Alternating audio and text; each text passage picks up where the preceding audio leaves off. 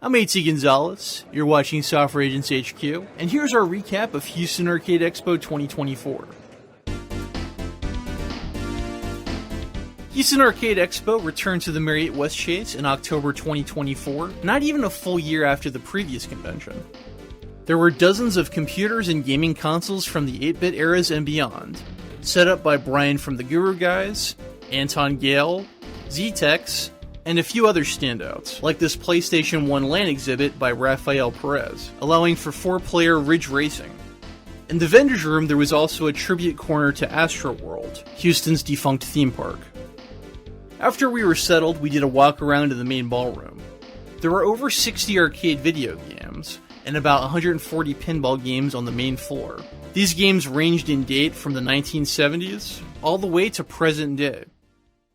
The most popular of the current games were Uncanny X-Men by Stern, and Avatar Battle for Pandora by Jersey Jack Pinball. These games had massive lines forming around them. Retro World Series by Hal Hawkins returned with competitive gaming tournaments, such as Mortal Kombat Trilogy, Super Smash Bros. 64, and the NES version of Miss Pac-Man. The Software Agents crew participated in the Smash Bros. Tournament, with Clover Boy making it to the upper tiers of the competition.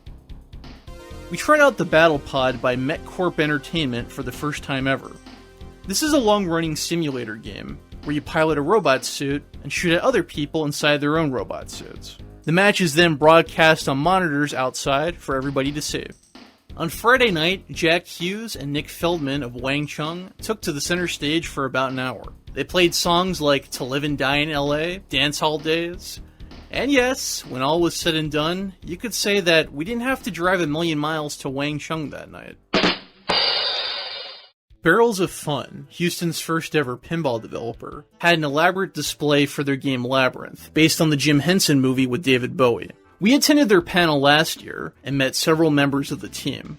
For the 2024 show, guests could purchase special tickets to a factory tour. These were in high demand and sold out quickly. A bus picked us up from the hotel, and after about a 15-minute commute, we were at Barrels of Fun headquarters, with Labyrinth game designer and principal mischief maker David Van Ness leading the tour. Golden samples are used to double check everything. So every piece that comes off gets marked off and checked with the golden sample. On Sunday, we spoke to Brian Colin of Rampage and Arch Rivals fame. I've previously met him at other Houston Arcade Expos. There was a Rampage World Tour cabinet to complement his table. We even got a little bit of him playing his own game on the Merit Megatouch. Tennis Ace. Yeah, the year we did these for them, their sales went and increased threefold. They were the first 3D looking games they'd ever had on this. Brian is always gracious to his fans. Being able to meet a game creator like him is a priceless experience. Sam and I once again stayed until teardown. That bittersweet feeling sank in once again. The one of being part of such a unique event from start to finish. Thanks to Keith, Blake, and Eric for making Houston Arcade Expo possible, Charles from Joysticks for providing the latest pinball tables, and all the hobbyists and local businesses that elevate this event into something special.